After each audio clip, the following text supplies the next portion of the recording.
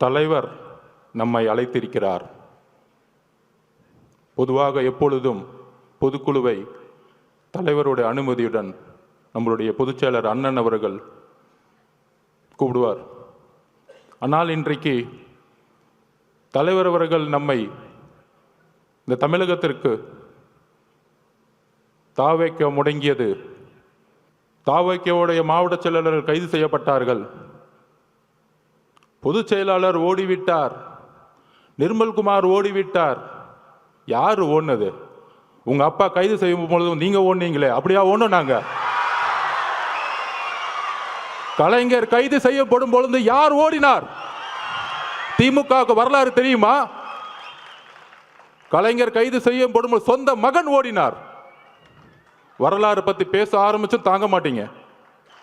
TV கேட்க வரலாறு தெரியாமல்ல, எங்களுக்கு மக்கள் இயக்கமாகவும் இருக்கும் தெரியும்.